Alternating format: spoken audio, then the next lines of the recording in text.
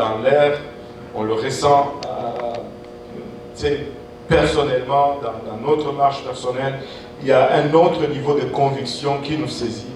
Écoutez, il faut se mettre en ordre. Il ne faut pas se laisser distraire. Il ne faut pas manquer le coup de sifflet après avoir enduré tout ce que nous avons enduré.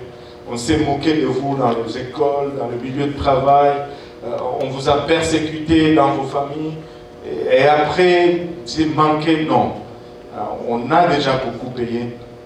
Il faut persévérer jusqu'à la fin. Il faut endurer. Il faut rendre rentable son investissement.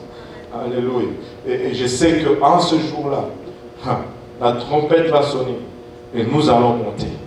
Et nous avons cette espérance. Et nous allons monter. Nous allons nous regarder. Et ça sera une joie qu'on ne peut pas décrire.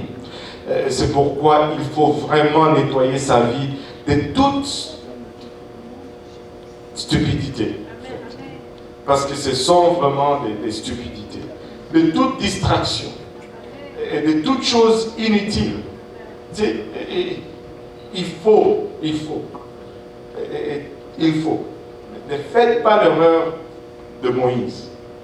Ne laissez personne vous empêcher d'entrer. Ne frappez pas le rocher pour la deuxième fois. Même si vous êtes fâché comment.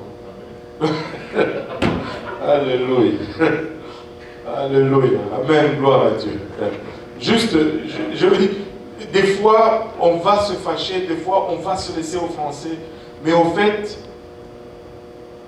il n'y a rien. L'autre pense que tu es ça. Puis, si tu laisses seulement, ça, il n'y a rien. Il n'y a aucun gain, aucun ajout. L'autre a dit que tu as... Si ce n'est pas vrai, ça donne rien. Laisse.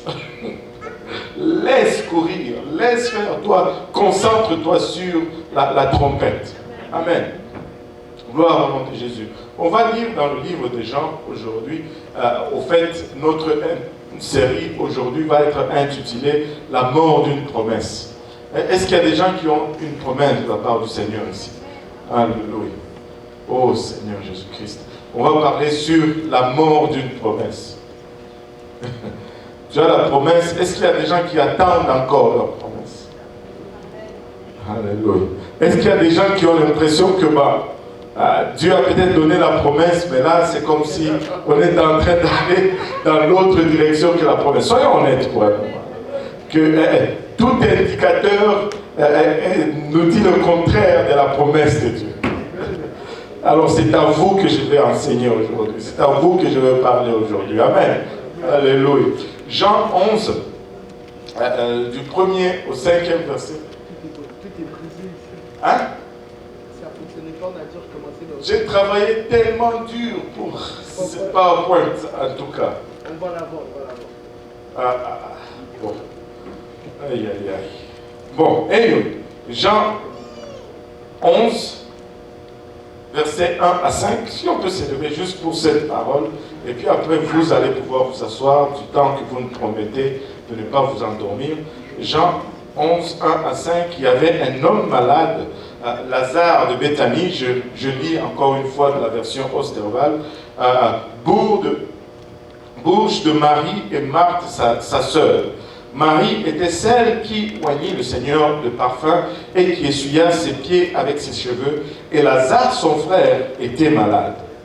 Ses sœurs donc envoyèrent dire à Jésus, « Seigneur, celui que tu aimes est malade. » Jésus ayant entendu cela dit, « Cette maladie n'est point à la mort, mais elle est pour la gloire de Dieu, afin que le Fils de Dieu en soit glorifié. » Or, Jésus aimait Marthe et sa sœur et Lazare. Prions tous ensemble, Seigneur. Nous te remercions encore une fois, Papa, pour le privilège d'être là dans ta maison et dans ta présence. Papa, nous prions maintenant, Seigneur, que tu nous aides à transmettre ton oracle, Papa. Et que cet oracle nous trouve, Papa, là où nous sommes, au lieu de nos besoins, Seigneur. Papa, que cet oracle puisse produire en nous, Papa, la persévérance, le fruit escompté, afin que nous puissions, Papa, endurer jusqu'à la fin, Papa, portant de fruits dignes de repentance, de fruits qui nous conduisent jusque dans la vie éternelle. Papa, aide-moi, Seigneur Jésus-Christ, aide-nous tous ensemble, alors que nous te remettons ce service entre tes saints bras. Au nom de Jésus, nous te prions, avec action de grâce dans le cœur, nous disons tous au nom de Jésus. Et vous pouvez vous asseoir. Alléluia. Dans le passage, ça c'est vraiment un passage des Écritures qui nous est beaucoup familier, l'histoire de Marie, de Marthe et de Lazare, qui était une famille proche du Seigneur Jésus-Christ. Et Jésus vient d'apprendre une nouvelle que Lazare était malade. Quand on lui a donné cette nouvelle, c'était avec une attente. On s'attendait à ce qu'il réagisse. Tu sais, des fois, tu viens voir quelqu'un avec une nouvelle qui te tient à cœur, tu es le concerné, et tu anticipes que la personne va réagir d'une certaine façon. Mais des fois, la personne reste juste indifférente par rapport à la nouvelle. Et là, tu commences à te dire, cette personne ne m'aime pas, cette personne ne s'intéresse pas à moi. Regarde, moi je lui ai dit ça. Mais le Seigneur pouvait être aussi accusé de cela. On lui a dit que Lazare était malade.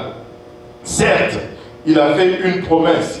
Il a dit que cette maladie n'est pas mortelle.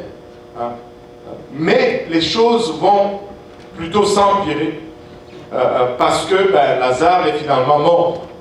Amen. Et il semble, si on lit, c'est clair que Jésus n'est pas arrivé à temps. Il semblerait que, finalement, quand il s'est décidé d'y aller, c'était un peu trop tard. Et le temps qu'il arrive à Béthanie, Lazare était déjà 4 jours dans la tombe. Maintenant, il y a un proverbe qui nous dit ceci, proverbe 13, verset 12, nous dit ceci: l'espérance différée fait languir le cœur, mais le souhait accompli est comme l'arbre de vie. Tu sais, c'est bien beau d'avoir une promesse, mais quand la promesse tarde, on dirait que le cœur devient malade. Mais quand une promesse est accomplie, ça devient une source de vie, ça devient une raison d'encouragement. Louis II nous donne ce verset de cette façon-ci: un espoir différé rend le cœur malade, mais un désir accompli est un arbre de vie. Un désir accompli est un arbre de vie. L'attente différée, ça c'est Darwin qui nous dit, l'attente différée rend le cœur malade, mais le désir qui arrive est un arbre de vie. Il y a toujours un soulagement quand éventuellement la promesse est accomplie. Il y a toujours une joie quand éventuellement une promesse est accomplie. On est encouragé, mais des fois on attend longtemps avant de voir une promesse s'accomplir. Maintenant, le message d'aujourd'hui va s'adresser à tous ceux qui ont ressenti, peut-être dans le secret, que Dieu n'a pas tenu la promesse qu'il leur a faite, ou que Dieu a brisé la promesse qu'il leur a faite, ou que Dieu a oublié la promesse qu'il leur a faite. À tous ceux qui ont déjà craint que la promesse de Dieu dans leur vie soit morte pour ne jamais revivre. Tu sais, certaines promesses, vous avez peut-être même oublié que Dieu vous les avait promis. C'est à vous que je vais parler aujourd'hui. Vous savez, Dieu ne ment pas. Et la parole de Dieu nous déclare que ces paroles ne retournent jamais à lui vide sans avoir accompli ce à quoi elle a été envoyée. Si c'est une promesse de Dieu, elle va s'accomplir. Mais, que tout le monde dise mais. Alléluia. Mais il y a des principes qui sont dans la parole de Dieu, que nous devons comprendre et qui vont nous aider à gérer notre frustration. Il y a des principes dans la parole de Dieu que nous devons apprendre Sinon, nous serons très frustrés par les promesses de Dieu. Et un de ce premier principe que nous devons réaliser, que nous devons apprendre, c'est celui-ci. Premièrement, le calendrier, que tout le monde dise le calendrier. Le calendrier de Dieu est différent de mon calendrier. Nous, le problème du calendrier nous tue et nous frustre terriblement. Notre calendrier n'est pas le calendrier de Dieu. Notre temps n'est pas le temps de Dieu. Regardez Jean chapitre 11, verset 6.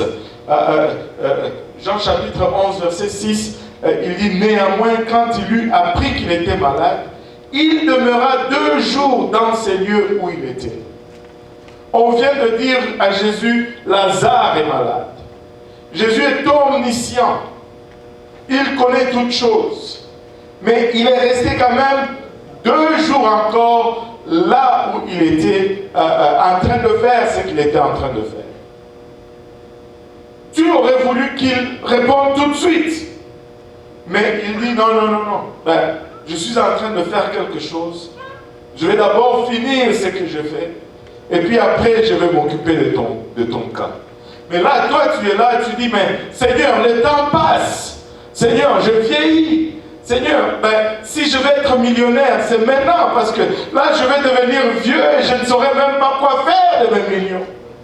Mais Dieu a un autre calendrier. Toi, tu as un autre calendrier. Vous savez, quand j'étais jeune, j'ai commencé, tout jeune, ou tout enfant, toute personne chez nous en Afrique rêve toujours de venir éventuellement étudier en Occident, n'est-ce pas? C'est pourquoi nous sommes presque tous là ici.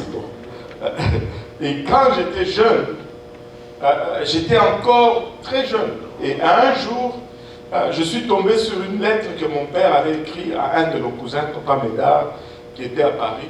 Et dans cette lettre, il lui disait, tu sais, souviens-toi de mon fils, il a parlé de moi, s'il y a moyen de m'aider à lui trouver quelque chose là-bas. Et ça a généré en moi vraiment la conviction et le désir de quitter le pays. Et depuis ce jour-là, j'étais aligné sur partir. Je ne savais pas comment, mais je devais partir. Et j'ai eu des rêves et des rêves. Des rêves dans lesquels je disais, il faut que je parte là. Quand j'ai encore cet âge. Là, je vais avoir une petite bicyclette. Je me voyais jouer dans les rues avec ma bicyclette, avec les petits enfants des Blancs. Et c'était tout un rêve. Mais Dieu avait un temps autre que le mien. J'ai grandi, j'ai fini l'école primaire, j'étais encore là. J'ai fini l'école secondaire, j'étais encore là. Finalement, je n'avais plus besoin de bicyclette, il fallait que je pense à autre chose. Et le temps de Dieu n'est pas notre temps. Le temps de Dieu n'est pas notre temps. L'horloge de Dieu fonctionne de façon complètement différente de notre horloge. Nous, notre horloge, c'est toujours tic, tic, tic, dans un sens. Amen.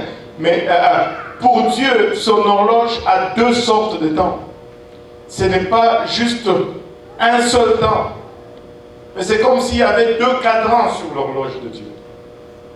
Le premier cadran, c'est le cadran chronos, qui est un temps chronologique régulier dans lequel nous vivons. Et ça, c'est vraiment le temps de la sémence. Ça, c'est le temps où nous allons endurer des choses. Ça, c'est le temps où nous allons passer à travers des épreuves ou des efforts. Mais il y a un autre cadran sur l'horloge du temps de Dieu, qui est le temps kairos. Et ça, c'est le moment opportun de visitation. Ça, c'est, si on peut le traduire autrement, c'est le temps de la moisson. C'est le temps déterminé par Dieu pour qu'il accomplisse sa promesse. Il y a un temps régulier et un temps de visitation. Mais nous allons toujours regarder le temps régulier. Mais pour Dieu, il y a un temps de visitation. Il y a plusieurs exemples dans la parole de Dieu. Nous pouvons regarder Luc 12, 56 nous dit, hypocrite, vous savez discerner l'aspect de la terre et du ciel. Comment donc ne discernez-vous pas ce temps-ci? C'est-à-dire, on peut avoir des indications en ce qui concerne le temps. Nous savons que quand le ciel est nuageux, par exemple, la température va être bonne. Avez-vous remarqué ceci?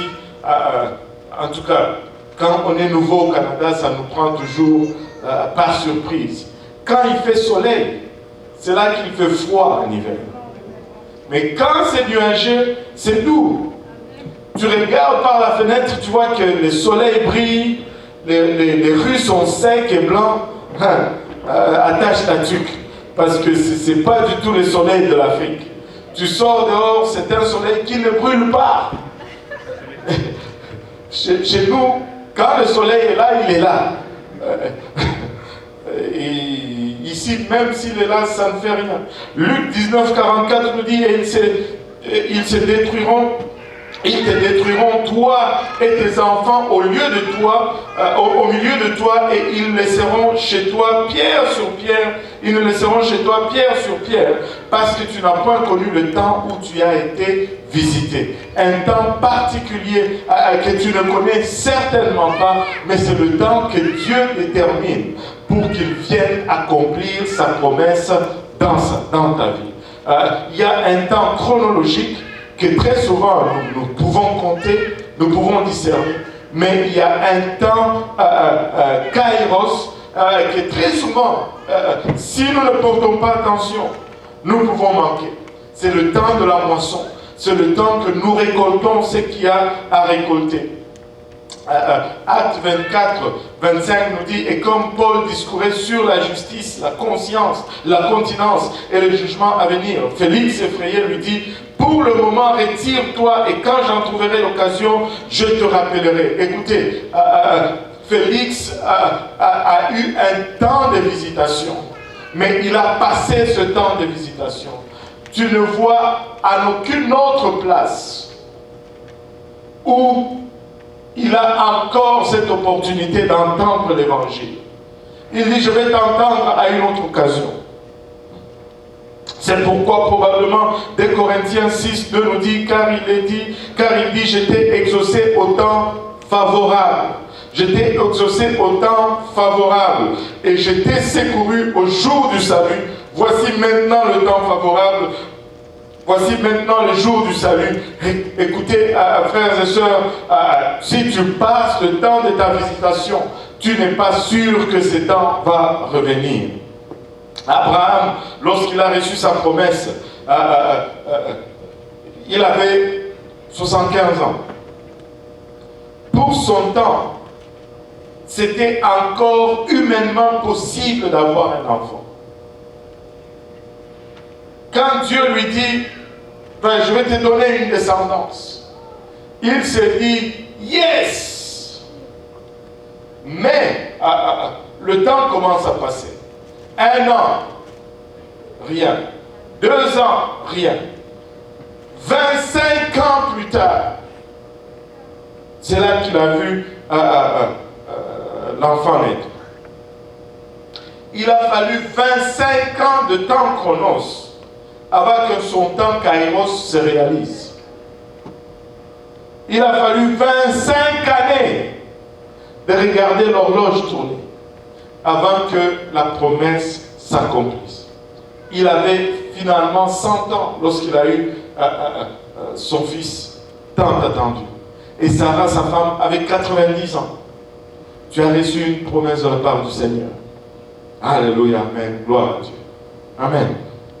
Regardez, 2 Pierre 3, 8 et 9 nous dit, toutefois, bien-aimés, n'ignorez pas une chose, c'est que pour le Seigneur, un jour est comme 1000 ans, et 1000 ans sont comme un jour.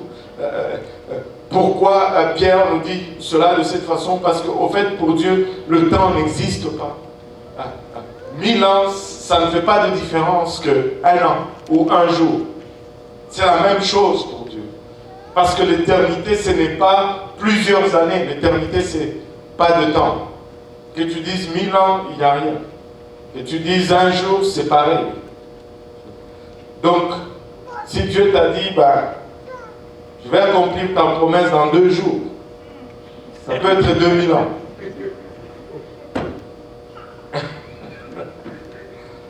Ça peut être 2000 ans. Et on nous avait raconté cette blague. Cet homme qui s'est pensé malin parle avec le Seigneur. Il dit, Seigneur, pour toi, un jour c'est comme 1000 ans et 1000 ans c'est comme un jour. Le Seigneur dit oui. Oui, donc, on peut dire un jour c'est comme 1 million d'années et 1 million d'années c'est comme un jour. Le Seigneur dit oui. Et donc, je peux autant bien dire $1 c'est comme 1 million et 1 million c'est comme $1. Le Seigneur dit oui. Et puis il dit, Seigneur, donne-moi $1. Puis le Seigneur dit, attends juste un jour.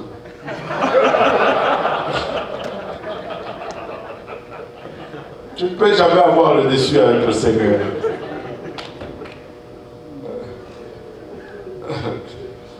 Alléluia. Mais regardez le verset 9. Il nous dit, le Seigneur ne retarde point l'exécution de sa promesse, comme quelques-uns croient qu'il y ait du retard. Mais il use de patience envers nous, ne voulant point qu'aucun périsse, mais que tous viennent à la repentance. Amen. Le Seigneur ne tarde pas. Il tarderait s'il avait un temps chronos.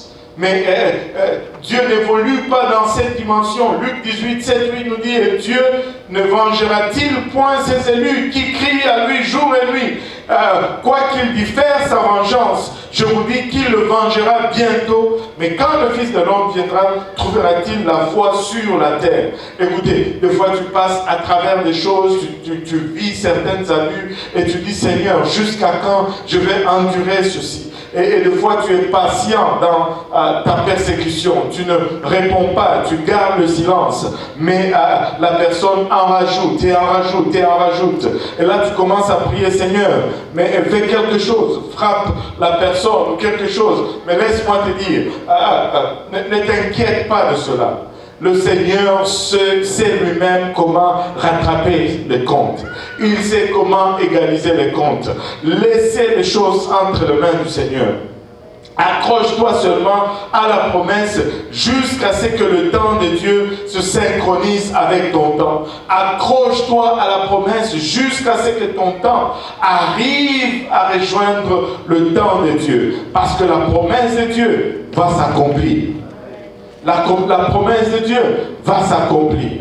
S'il t'a promis qu'il va te prospérer, il va te prospérer. S'il t'a promis qu'il va t'élever, il va t'élever. S'il t'a promis qu'il va te donner des enfants, peu importe les circonstances, il va te donner des enfants. S'il t'a promis qu'il va te donner un travail, il te donnera un travail. S'il t'a promis un mari ou une femme, il va te les donner. Mais reste fidèle à Dieu, ne regarde pas aux circonstances, mais regarde plutôt à l'auteur de la promesse. Regarde à l'auteur de la promesse. Deuxième des choses que nous devons regarder, quelque chose d'autre que nous devons vraiment considérer quand nous avons une promesse de la part du Seigneur. La première des choses, c'est que notre temps, ce n'est pas le temps de Dieu, ou notre calendrier ne point le calendrier de Dieu. La deuxième des choses, c'est que notre perspective est différente de la perspective de Dieu. Nous ne regardons pas les choses du même point de vue. Premièrement, si nous pouvons être un peu, comment on peut dire, typologique, Dieu regarde d'en haut, nous regardons d'en bas. Amen. Et d'en haut, tu vois toujours plus large que d'en bas. Lui, son trône est au ciel. Nous sommes confinés ici sur la terre. Il voit non seulement la terre, il voit la lune, le soleil, toutes les autres choses. Mais nous ne voyons que l'arbre en avant de nous. Et c'est tout. La perspective de Dieu est différente de la mienne. Je ne regarde pas les choses de la même façon que Dieu. Je n'ai pas le même temps, je n'ai pas la même vision. Jean 11:11. Il parla ainsi et après il leur dit, Lazare, notre ami, dort, mais je vais l'éveiller. Tu sais, les apôtres pensaient qu'il était mort. Enfin, ils savaient qu'il était mort. Marie, Marthe voyaient Lazare dans la tombe. Il était parti. Mais Jésus dit, il dort, je vais le réveiller. Ce n'est pas du tout la même façon. Je sais que nous parlons de la mort comme étant le sommeil, mais c'est un sommeil duquel on ne se réveille pas. Mais lui, il dit, je vais le réveiller. Et quand les apôtres disaient, ben, s'il est juste endormi et qu'il faut le réveiller, quelqu'un là-bas peut le réveiller. Il leur dit, Lazare est mort. Notre façon de voir n'est jamais pareille. Notre point de vue est très limité par notre humanité. Nous ne pouvons pas voir l'avenir. Tu ne peux pas voir demain. Tu ne sais pas ce que demain te réserve, ni même toutes les circonstances du présent, tu ne les as même pas.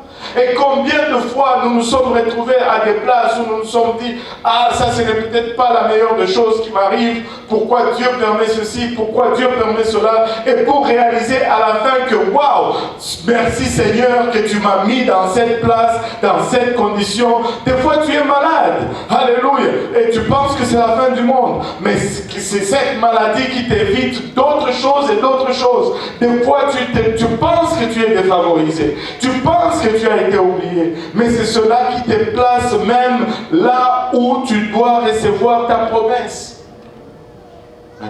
Dieu voit plus loin que nous ne voyons. Certains d'entre vous étaient entre des choix et on a prié ensemble et Dieu nous dit, fais ça. Techniquement, ça ne semble pas le choix approprié. Et aujourd'hui, vous êtes en train de danser parce que c'est en train de vous bénir. C'est en train de vous bénir. Combien de fois nous sommes retrouvés dans des situations qui ne faisaient pas de sens. Mais lorsque nous avons tout simplement suivi ce que Dieu demandait, nous avons été émerveillés nous-mêmes de ce que Dieu a fait par la suite. Je parlais avec mes enfants aujourd'hui dans la voiture. On était juste ici avant d'entrer. Et on parlait un peu des circonstances de la vie et tout ça. Et je commençais à leur dire comment un de mes oncles, jusqu'aujourd'hui, quand je rentre chez nous, je vais à Kinshasa, je dois aller le voir. C'est le premier garçon dans la famille de ma mère. À chaque fois que je le vois, il me traite toujours de Ngurungu. Je ne sais pas si Ngurungu, ça veut dire stupide, en tout cas stupide et stupide. Et à chaque fois que je vais le voir, il dit toujours, mais ce garçon est stupide. Il a laissé un travail dans l'aviation, un travail qui lui donnait accès à toutes les bases de l'OTAN sur la face de la terre. Pour lui, il a été dans l'armée. Il sait c'est quoi l'OTAN. Et pour lui, c'est grand. Mais laissez-moi vous dire ceci. Que je suis content de servir Dieu aujourd'hui. Que je suis content de vivre. Je peux voir les bénédictions que Dieu est en train de me bénir, que je n'avais pas lorsque je servais l'aviation. Si on peut lorsque je travaillais dans l'aviation. Et tu ne peux pas comparer. Anyway. Je dois finir cette leçon aujourd'hui. Dieu n'est pas effrayé, Dieu n'est pas étonné, Dieu n'est pas pris par surprise avec la situation. Dieu n'a pas peur, il ne te regarde pas là où tu es dit, oh, qu'est-ce qu'on va faire? Non, non, non, Dieu n'est pas perplexe suite à ta situation. Il sait exactement ce qu'il faut faire. Et il sait exactement ce qu'il est en train de faire. Il sait exactement ce qu'il permet dans ta vie. Si Dieu m'aime, comment est-ce qu'il peut me permettre ceci? Laisse faire. Dieu sait. Aie confiance en Dieu. Il sait. Dieu sait. Alléluia. Regardez, Job, en un jour, il a tout perdu dans sa vie. En un jour, toute sa vie s'est effondrée. On lui a enlevé ses bétails, on lui a enlevé ses enfants, on lui a enlevé ses biens. Alléluia. Et puis c'est sa santé qui a pris le bord. Et en plus, par la suite, même son amour a pris le bord. Tu peux dire au moins, ma femme reste avec moi, oh j'ai une place. Même elle s'est tournée contre lui. Il s'est retrouvé seul. Mais Job ne pouvait jamais comprendre que Dieu était plutôt en train de l'éprouver qu'au lieu de le punir. Dans sa vision, il pensait que Dieu le punissait. Mais du côté de Dieu, Dieu n'était pas en train de punir Job. Dieu était en train de l'éprouver. Vous savez, et ce n'est pas... Dieu était en train plutôt de le vanter, de le montrer, de prouver ce que Job est capable de faire. Vous savez, nous regardons à Dieu et nous disons, mais c'est quel Dieu? Écoutez, nous faisons tous la même chose. Quand tu as une nouvelle voiture, tu vas toujours montrer combien moins de carburant elle consomme. Ou combien vite elle peut aller. Ou combien confortable qu'elle est. Tu l'éprouves, tu dis, regarde ce que ma voiture peut faire. Et peut-être pas la voiture, mais les enfants. Les parents, qui n'a pas fait ça? Oh, moi, mon fils, oh, maintenant, il progresse bien, hein, il est en 7e de secondaire, ou peu importe la classe, même si ça existe ou pas, et il a 36 diplômes, il est médecin, dentiste, avocat, ingénieur, lui seul, il va devenir. On vante toujours ce qu'on a. Et Dieu était en train de vanter Job. Mais Job voyait cela, il était comme, je suis puni ici. S'il savait qu'il était en train d'être vanté, il allait peut-être prendre cette épreuve avec une torse bombée. Alors, c'est la même chose. Tu prends ta voiture, tu la mets à l'épreuve, elle souffre. Mais c'est pour montrer combien elle est bonne. Des enfants. Il faut étudier, il faut faire les devoirs, il faut faire... C'est la souffrance. Qui aimait faire les devoirs ici? Qui aimait répéter ses leçons? Bon, il y en a qui sont toujours mordus de l'école. Ça ne manque pas. Ce sont les exceptions qui confirment la règle. Il y en a deux. Hey, moi, je voulais aller jouer au foot avec mes amis. Je voulais aller creuser l'argile là, et faire des bonhommes. C'était nos activités favorites. Là. Faire les devoirs. Ah. Et il y avait toujours ces cousins qui devaient... Anyway. Qui devaient gagner l'amour de tes parents. Et là, ils te criaient sérieusement avec tes études. Aïe, aïe, aïe. Anyway, ça c'est l'Afrique. Regardons Psaume 73, 2 à 3 et 16 à 17. 2 à 3 nous dit, pour moi, ça c'est Asaph qui nous parle, le pied m'a presque manqué, ou il veut dire, je presque glissé, et peu s'en est fallu que mes pas n'aient glissé, car j'ai porté envie aux insensés, voyant la prospérité des méchants. Des fois, on voit ceux qui ne servent pas Dieu. Ils prospèrent, ils sont bons, ils ont des grosses voitures, de belles maisons, et nous sommes en train d'essayer de vivre honnêtement. Et laissez-moi vous dire ceci. Des fois, Dieu va nous faire attendre longtemps. Nous voulons faire les choses honnêtement, mais Dieu va nous faire attendre longtemps. Et moi, je me rappelle toujours ceci, et je le rappelle toujours au Seigneur. J'espère qu'un jour, il va le faire. J'ai tout fait pour faire venir ma soeur. On a mis l'argent dans le compte en banque, on a fait tout, on l'a inscrit. L'immigration n'a jamais voulu lui donner le visa. Quelqu'un est venu, m'a dit, moi je peux te faire quelques... J'ai dit, comment? Il m'a dit, un faux passeport et tout. J'ai dit, non. Maintenant je connais Dieu, je ne peux plus faire ça. Et ma soeur est encore au Congo. Alléluia, amen, gloire à Dieu. Et après quelques mois, il m'a présenté son cousin qu'il avait entré par... il est là, hein, je t'avais dit. Je dis, maman. Et le cœur fait... Mais, je ne veux pas dire que c'est ça. Mais ce cousin a fini un jour à l'hôpital psychiatrique. Je ne vous dis pas que c'est ça la relation. Mais juste marche droitement devant Dieu.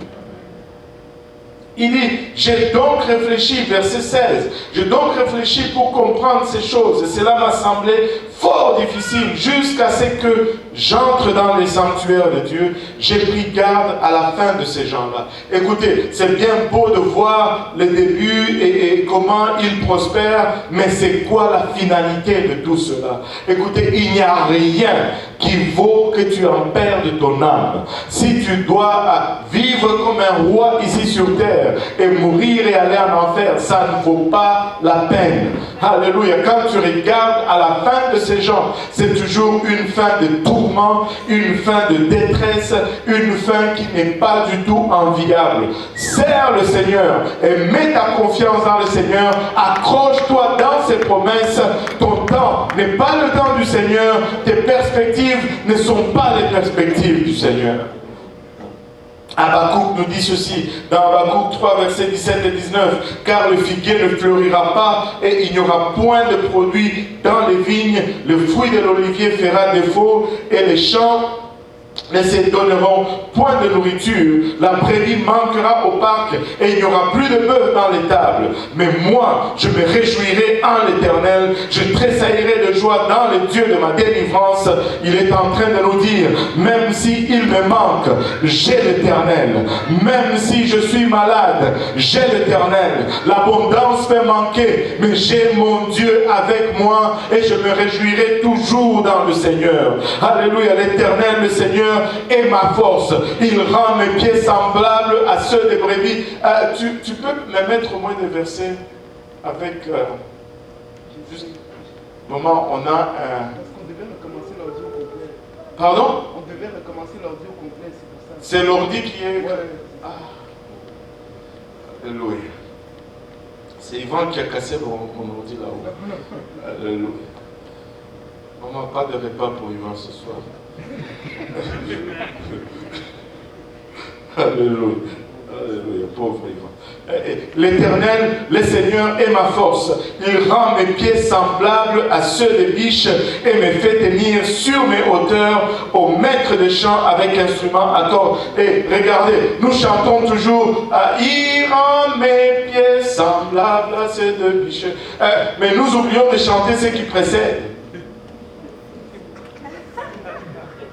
Ce qui précède, c'est qu'il manque la farine dans la maison, le figuier ne donne pas de fruits, les brebis ne donnent pas leurs enfants, je n'ai rien à me mettre sur le dos, mais il rend mes pieds semblables à ceux des biches.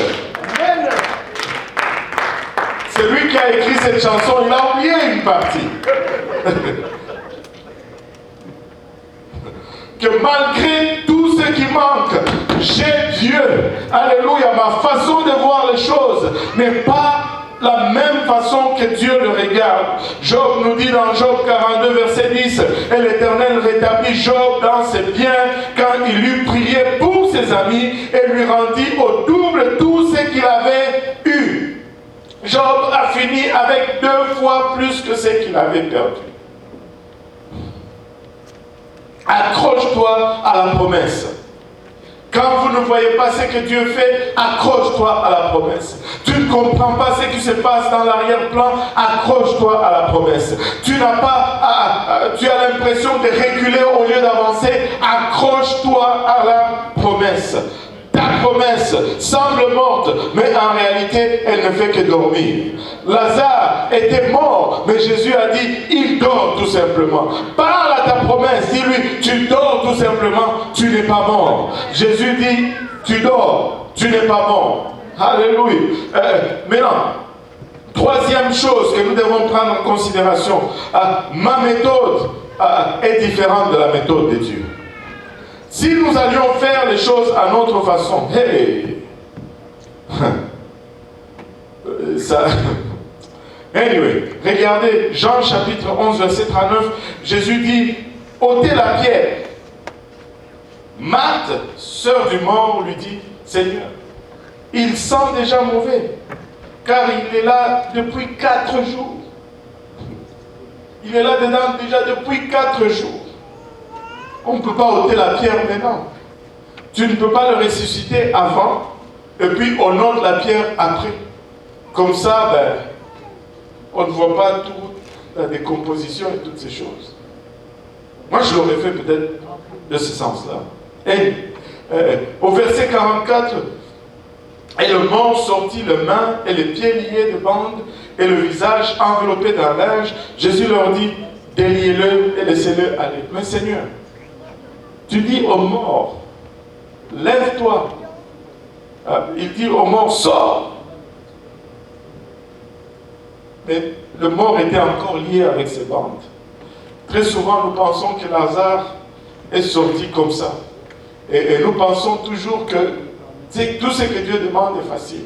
Lazare n'est pas sorti en marchant comme ça. Il était lié. Il est sorti en sautillant. Il avait les mains et les pieds liés. Il était enroulé dans des bandes. Mais il lui dit quand même, sors. T'es-tu déjà retrouvé à cette place où tu dis, mais c'est impossible de faire ce que Dieu me demande de faire.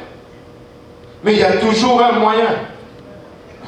Ça va peut-être demander un peu plus d'effort que toi tu ne le pensais dans ta façon de voir. Tu aurais dû délier d'abord et puis demander de sortir, n'est-ce pas? Dans presque toutes les situations de la vie, si nous avions une préférence, nous ferions les choses complètement différentes de ce que Dieu fait. Si Dieu nous laissait le choix, hey, nous ferons les choses différemment. Nous allons nous enrichir d'abord et puis étudier après. N'est-ce pas? Pourquoi? Si des fois tu n'as même pas... Moi, je me rappelle, quand j'allais à l'école, c'était la galère, pasteur Serge. C'était la galère. Les enfants d'aujourd'hui, je ne sais pas, pour nous c'était la galère. J'étais seul ici. J'étais tellement paumé qu'il y a des jours où je me rendais compte, 2 jours après, que mon frigo travaillait au fait à vide. Il y avait juste un bidon d'eau là-dedans. Là, je regarde, je dis, mais je suis en train de perdre l'électricité pour rien, je débranche le frigo. Pourquoi payer de l'électricité pour refroidir la nourriture que tu n'as pas? Je débranche le frigo et le frigo va rester débranché pour 2 ou 3 jours jusqu'à ce que j'ai l'argent pour... C'était comme ça. As-tu déjà mangé les cornflakes avec de l'eau? Aïe, aïe, aïe, aïe. C'était la galère. Moi, j'aurais aimé que le Seigneur me donne un peu plus au début pour me faciliter à traverser tout ce que je vais traverser. Aïe, aïe, aïe, aïe, aïe. Aïe. On ferait les choses différemment. Nous rendrions les choses beaucoup plus faciles. Amen. Ou du moins, c'est ce que nous pensons, que c'est plus facile comme ça. Amen. Mais il y a certaines choses que Dieu va faire pour nous. Mais il y a beaucoup d'autres choses qu'il veut que nous fassions nous-mêmes, afin que nous puissions grandir. Et il y a beaucoup de choses que Dieu va faire pour nous. Mais beaucoup d'autres choses, il va nous laisser faire. Et je n'ai jamais compris la logique de l'homme. L'homme est étrange. Aujourd'hui, avec la vie que nous menons, les gens recherchent, je ne sais pas, des miracles, de ceci. Mais Dieu nous a donné tellement, tellement de voies. Je vais vous la raconter encore, je me rappelle encore de celle-là. C'était, ils venaient ici. Ils habitaient de l'autre côté de la rive. Ils sortent d'ici. Dieu t'a déjà donné de l'argent. Et là, la voiture indique E dans le carburant. Si Dieu ne t'a pas donné de l'argent et que tu n'as pas d'autres ressources, c'est autre chose. Mais Dieu t'a déjà donné l'argent. Sors, va à la pompe, mets le carburant. Mets le carburant. Non, Dieu va faire un miracle. Ah bon? Dans l'autoroute des Caries, là. Et là, c'est comme le remorquage, déjà, c'est 200 quelques dollars. Et là, c'était juste 20 dollars d'essence qui devient 200 dollars de plus de remorquage. Dieu t'a déjà donné de l'argent. Oh, parce que je vais enseigner une étude biblique, je ne veux pas payer le stationnement, Dieu sait. Hein? Paye 3 dollars de stationnement. Dieu t'a déjà donné l'argent. Tu sors après, maintenant c'est 47 dollars de ticket. Puis, oh, je faisais l'étude biblique. Mais il t'a déjà payé pour cette étude biblique.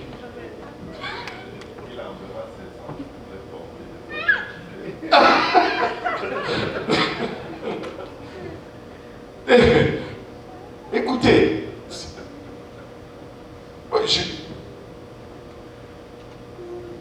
quand il n'y a rien, Dieu fait des miracles. Mais quand il a déjà fait ce qu'il devait faire, c'est à toi de faire ce que tu dois faire. Certains d'entre nous, on veut rentrer à la maison et juste prier, oh Dieu, je te prie. Et puis là, la casserole sort elle-même, elle va au robinet, le robinet s'ouvre toute seule, et puis ça va sur le poêle, et puis ça bouillit, et puis tu mets l'eau, enfin la farine, et puis tu vois la spatule là qui vient tout seul, et puis ton foufou est servi. Et là, Dieu est puissant. Franchement.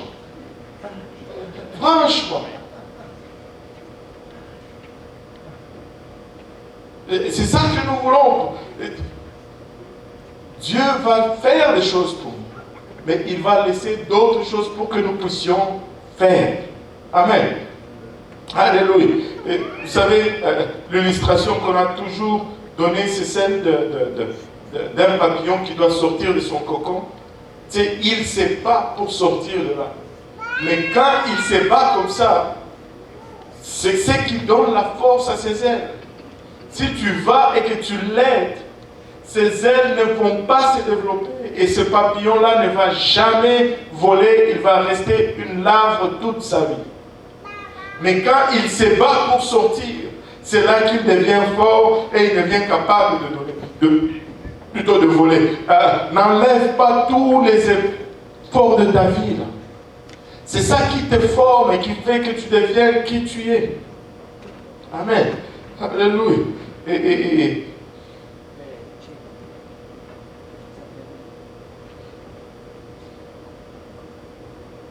mon papillon, il est là.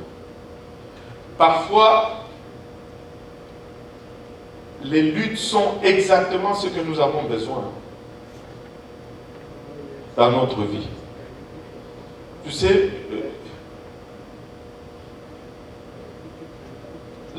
c'est que Dieu va permettre que tu traverses. Si tu regardes bien, ça va toujours apporter quelque chose dans ta vie. Si Dieu nous permettait de traverser notre vie sans obstacle, cela va nous rendre amorphes, complètement paralysés. Nous ne serions pas aussi forts que ce que nous sommes aujourd'hui et nous ne pourrions jamais décoller. Ésaïe 61, verset 3 nous dit: pour présenter à ceux de Sion qui sont dans le deuil et pour leur donner des diadèmes au lieu de la cendre, l'huile de joie au lieu de deuil, le manteau de louange au lieu d'un esprit abattu, tellement qu'on les appellera les chênes de la justice, les arbres plantés par l'Éternel pour le glorifier. Écoutez, c'est la souffrance qui nous fortifie. Ce sont nos épreuves qu'il nous rend, non des branches ou des vignes de haricots, mais des chênes solides, des arbres solides qui se dressent, dans lesquels d'autres animaux viennent trouver refuge. Matthieu 18, 9 nous dit, et si ton œil te fait tomber dans le péché, arrache-le et jette-le loin de toi, car il vaut mieux que tu entres dans la vie n'ayant qu'un œil que d'avoir 2 yeux et d'être jeté dans la géhenne du feu. Écoutez, tout ce qu'il y a comme épreuve doit nous conduire à Dieu. Luc 6, 37 nous dit, ne jugez point et vous ne serez point jugés, ne condamnez point et vous ne serez point condamnés. Pardonnez et on vous pardonnera. Écoutez, s'il n'y a pas d'épreuve, s'il n'y a pas d'offense, on ne saura jamais pardonner. On n'aura pas l'opportunité de pardonner. Et si on n'a pas l'opportunité de pardonner, eh bien, on ne sera pas pardonné. Pardonnez. Pardonnez. Écoutez, s'il y a une chose puissante dans nos vies, c'est le pouvoir de pardonner. Le pardon délivre ton propre âme. Le pardon te rend plus fort. Le pardon a un effet extraordinaire. En fait. Il faut savoir pardonner, peuple de Dieu. Il faut savoir pardonner, c'est impératif. Si tu ne peux pas pardonner, tu es dans une place dangereuse. Il faut pardonner.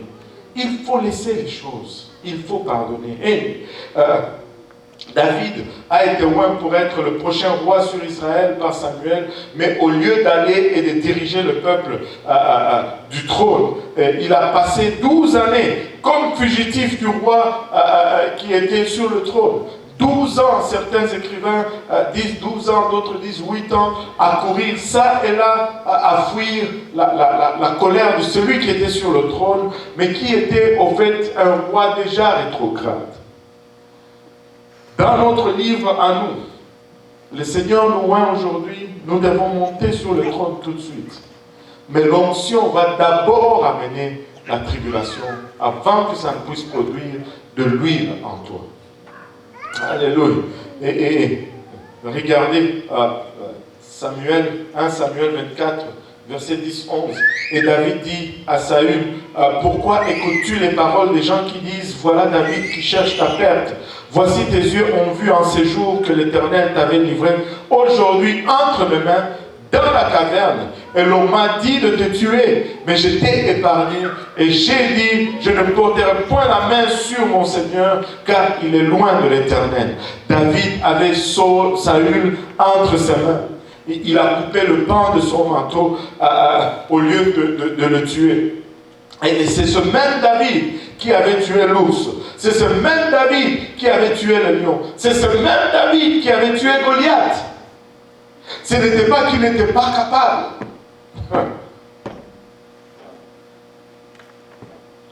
Il a tué les géants. Mais là, il a fait preuve de maîtrise de soi. Regardez, c'est beaucoup plus difficile de se retenir que d'agir parfois. Tu sais, David pouvait régler son cas, paf! Mais lorsque tu es tenté d'utiliser ta propre méthode, au lieu de celle de Dieu, la méthode de Dieu est souvent plus dure à appliquer et à suivre. Mais elle donne toujours des meilleurs résultats. Amen. Elle a empêché, la méthode de Dieu a empêché David de devenir un autre Saül. Vous savez, s'il s'était exécuté, c'est lui qui, à la fin, allait devenir comme Saül. Souvent, lorsque nos promesses nous sont données, nous devons encore nous frayer un chemin à travers des obstacles difficiles des fois c'est comme des pierres lourdes, des fois c'est des vêtements ou des bandes qu'on enveloppe le mort, des fois c'est la senteur même de la tombe, nous savons que nous avons une promesse. Dieu nous envoie parfois des gens qui sont encore liés par les mains, les pieds, le visage, ils ne peuvent pas aider, ils ne peuvent pas marcher, ils ne voient même pas, mais c'est à nous de les libérer de leur servitude. Ils sont ressuscités, mais ils ne sont tout simplement pas libres. Et c'est pourquoi tu vas voir des fois des gens qui viennent au Seigneur, mais qui luttent encore avec des choses. Mais c'est notre travail à nous de les délier de ces choses-là. Tu peux être vivant et encore lié. Tu peux être vivant, mais tu ne vois pas encore, tu n'as pas de direction. Alléluia. Proverbe 14, verset 4 nous dit, il n'y a point de bœuf. Où il n'y a point de bœuf, la grange est vide. Mais la force du bœuf fait abonder le revenu. Et quand on lit l'illustration de ce proverbe, c'est vraiment ceci. Si tu as un taureau dans la grange, le taureau est très fort. Il va bouger. Et parce qu'il bouge trop, il va détruire beaucoup de choses dans la grange. Mais parce qu'il est là, tes vaches vont tomber enceintes, vont concevoir, elles vont donner des bébés et tu vas être plus riche. Tu vas devoir endurer les dégâts du taureau si tu veux voir tes bétails se multiplier. Et très souvent, nous voulons une multiplication, mais sans dégâts. Écoutez, Église, encore et encore et encore, les gens qui vont être en feu pour le Seigneur, amener les âmes et les âmes, ils vont faire aussi beaucoup de dégâts. Mais nous sommes ensemble dans l'œuvre du Seigneur. Nous sommes ensemble dans l'œuvre du Seigneur.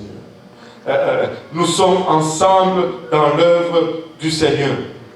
Quatrième et dernier point à tenir compte. Le premier point, c'était que notre temps, notre calendrier n'est pas le calendrier de Dieu.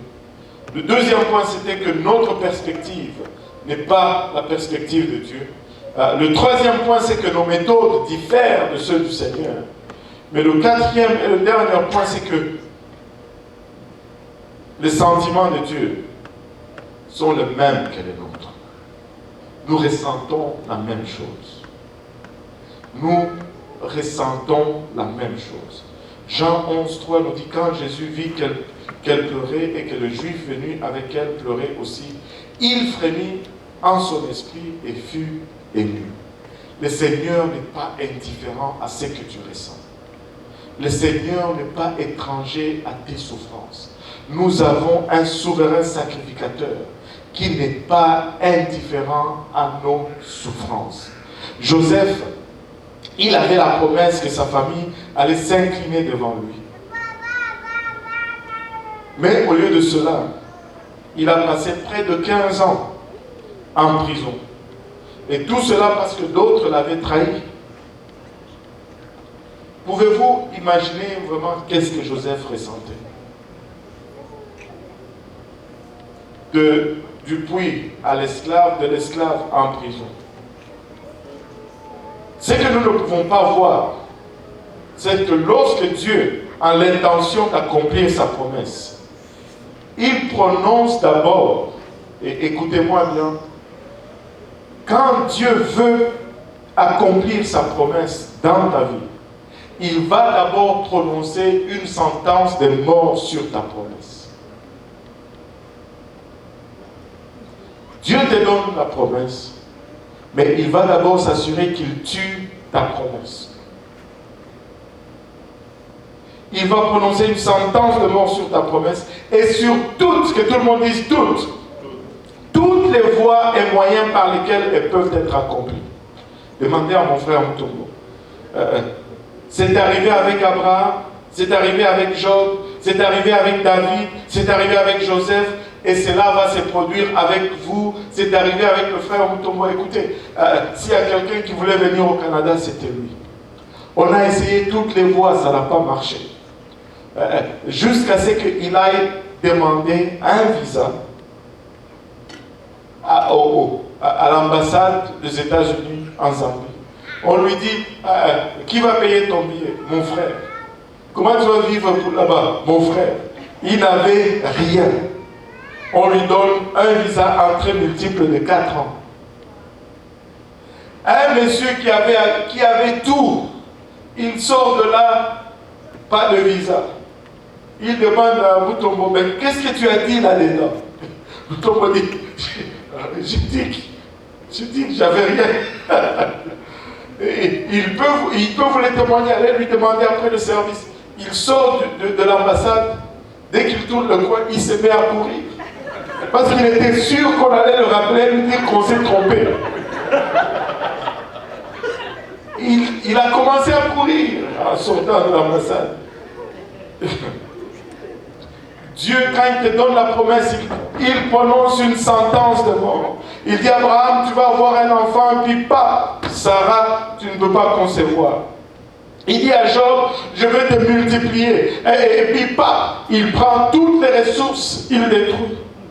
Il dit à David, je vais t'élever sur le trône. Et puis pas, il le rend un fugitif qui court partout, loin du trône. Il dit à Joseph, je vais t'élever en esclavage. Et puis bon, écoute, il va s'assurer d'abord que toutes les voies par lesquelles ces promesses peuvent être accomplies sont d'abord fermées. Et parfois, la seule chose qui nous soutient dans nos problèmes est de savoir que Dieu est avec nous et qu'il comprend. Tu sais, des fois, il faut juste arriver à ce point-là et dire, Dieu est là, Dieu est avec moi, Dieu sait exactement où je sais. Job le dit de cette façon, je l'ai cherché à gauche où il fait ses œuvres, je ne l'ai pas trouvé. Je l'ai cherché à droite où est manifestée sa puissance, je ne l'ai pas trouvé. Oh, mais je sais qu'il sait quel chemin j'ai pris, il sait exactement où tu te trouves. Même lorsque toi tu ne le ressens pas, lui il te ressent. Lorsque toi tu ne le vois pas, lui il te voit. Lorsque toi tu ne sais pas où il est, lui il sait exactement où tu es. Dieu est trop sage pour se tromper. Dieu est trop bon pour être méchant. Alors, quand tu ne comprends pas, quand tu ne vois pas son plan, quand tu ne peux pas tracer sa main, fais confiance à son cœur parce qu'il est juste trop bon. Il ne peut pas se tromper. Il est juste trop bon.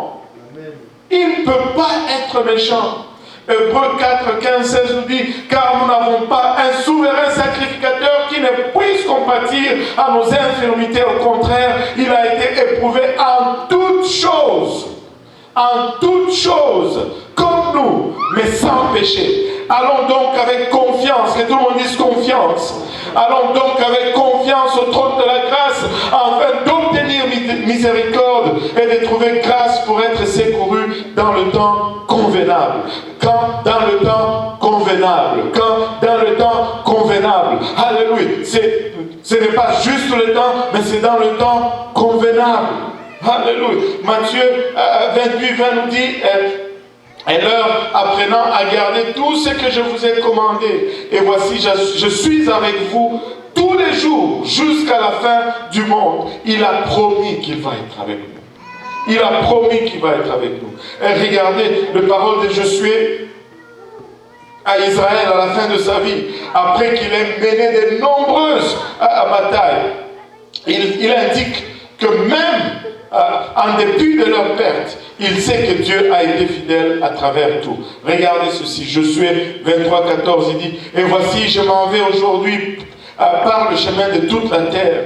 Reconnaissez donc de tout votre cœur et de toute votre âme qu'il n'est pas tombé un seul mot de toutes les bonnes paroles que l'Éternel, votre Dieu, a prononcées sur vous. Tout s'est accompli pour vous. Il n'en est pas tombé un seul mot. Josué, n'as-tu pas connu des défaites? Oui, il y a eu des moments où Josué était éprouvé. Oui, il y a eu des moments où les choses ne sont pas allées comme Josué l'avait planifié. Mais laissez-moi vous dire, Dieu était au contrôle. Peut-être ça ne va pas vraiment comme vous le pensez, mais Dieu sait exactement où tu te trouves. Peut-être que tout ne se développe pas comme tu l'aurais espéré, mais Dieu est au contrôle. Si tu as eu la promesse de Dieu, tiens-toi ferme et accroche-toi seulement à la promesse et oublie tes circonstances. Dieu est juste trop bon. Il est juste trop bon. Il est juste trop fidèle. Et si on peut s'élever tous ensemble, 2 Timothée 2,13 nous dit, si nous sommes infidèles, il demeure fidèle. Il ne peut pas se renier lui-même. Oh! Lamentation 3, 21-23 nous dit, voici ce que je veux rappeler à mon cœur, et c'est pourquoi j'aurai de l'espérance. Ce sont les bontés de l'Éternel, que nous n'ayons pas été consumés. Ses compassions n'ont point défailli, elles se renouvellent chaque matin. Ta fidélité est grande. Amen. Ta fidélité est grande. Rappelle à ton cœur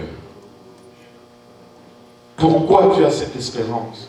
Cette espérance n'est pas basée sur nos habilités, cette espérance n'est pas basée sur notre bonté, mais c'est exclusivement basé sur la bonté de l'Éternel.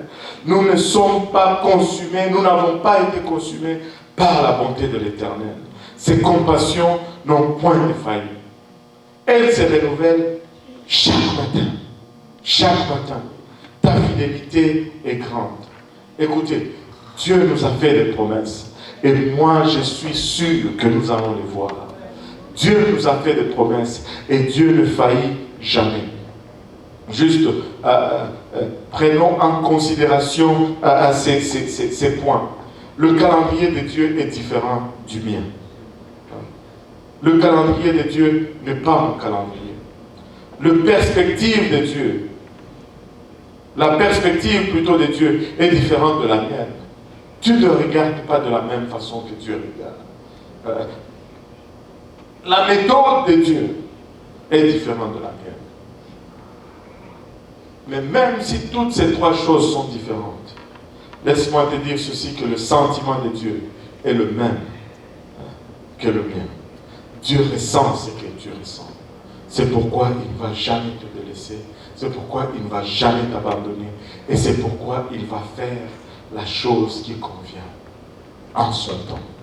En son temps. C'est lui qui élève, c'est lui qui abaisse. C'est lui qui ouvre et il ferme.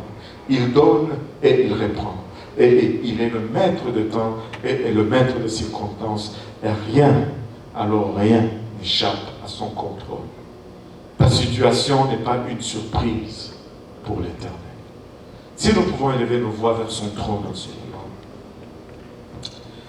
Et prions tous ensemble, Papa, nous te rendons grâce éternelle pour ton amour, ta bonté et ta fidélité. Papa, nous te remercions pour le privilège que nous avons d'être dans ta présence et dans ta maison, Seigneur. Merci, Papa, pour cette grâce infinie, Seigneur, par laquelle tu nous as trouvés et par laquelle tu nous maintiens, tu nous gardes, Seigneur. Papa, nous te rendons grâce, Papa, pour cette fidélité, cette bonté, Seigneur, qui ne faillisse jamais.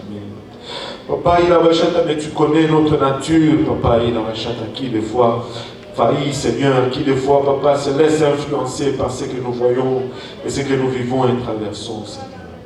Nous venons étendre, Papa, nos mains vers toi et nous venons prier au Éternel, que tu te souviennes de nous dans ta grâce et dans ta miséricorde, Papa. Que tu renouvelles et que tu fortifies notre confiance en toi, Seigneur. Père éternel, que nous puissions nous accrocher à ta promesse, Papa. Et non, Seigneur, à nos circonstances, Papa. Que, Papa, que notre attitude, Papa, et nos actions soient déterminées, Papa, par ta promesse, Seigneur, et non par nos circonstances, Seigneur. Papa, qui par-dessus toutes choses, Seigneur Jésus-Christ, que tu nous amènes, Papa, à cette place, Papa, où nous abandonnons toutes choses entre tes mains, Seigneur. Et que nous puissions faire ce que nous sommes appelés à faire, afin que tu puisses accomplir, Papa, ce que toi seul es capable d'accomplir dans nos vies, Seigneur. Papa, aide-nous, nous te prions, Seigneur Jésus-Christ, alors que nous mettons notre confiance entre tes saintes bras, Seigneur. Garde-nous tous ensemble, Père, pour le restant de cette journée, de cette soirée et de cette semaine, Seigneur. Et garde-nous, chacun de nous, sur le chemin de retour, Papa, et préserve-nous, Seigneur, jusqu'à ce que nous allons nous rencontrer prochainement. Avec action de grâce dans le cœur, nous te prions ainsi, dans le nom de Jésus. Nous disons tous au nom de Jésus. Alléluia. Pouvons-nous battre nos mains pour le Seigneur? Pouvons-nous les remercier pour sa bonté, sa fidélité.